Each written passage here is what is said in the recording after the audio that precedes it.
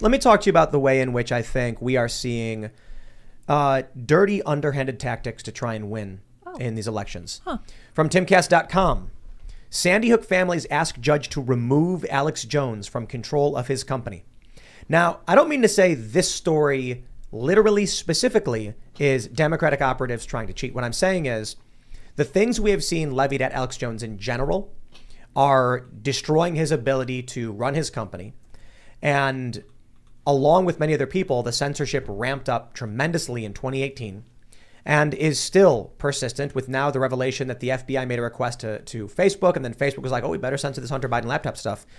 The moves made against Donald Trump, the moves made to censor stories, the destruction of Alex Jones in InfoWars and all that stuff. And for all of the things you can criticize him for, I get it. The fact is, they're going after speech. This would not be necessary if they were winning. They wouldn't need to go after Alex Jones unless Alex Jones was actually a threat to the establishment. Yeah, just saying his name is giving him publicity. That's right.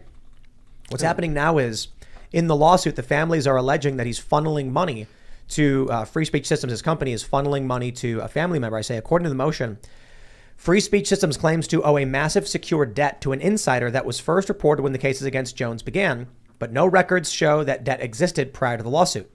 Attorneys for the families are now requesting a bankruptcy trustee assume control of his company.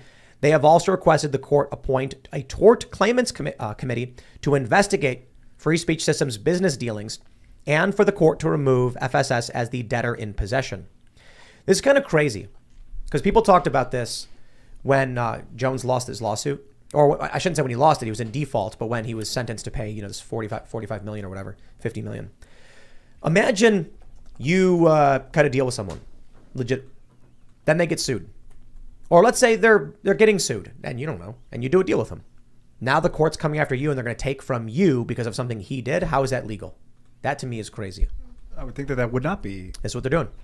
They're basically saying that the other people who Alex owes money to is illegitimate and should be basically suspended. That's kind of crazy, isn't it?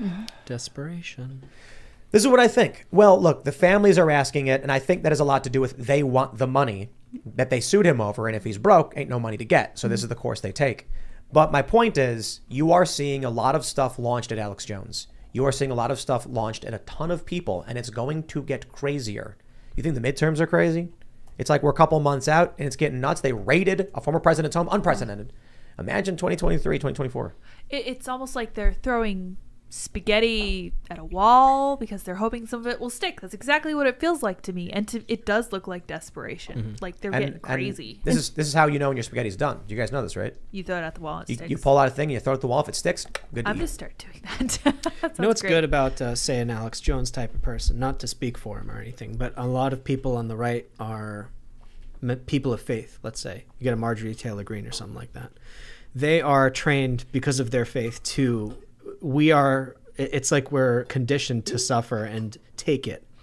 And that's when the qualities of the right shine the most, is when you're oppressing them. And it's like, wait, why aren't you staying down? Why do you keep getting up? And it's like, no, I actually kind of love this.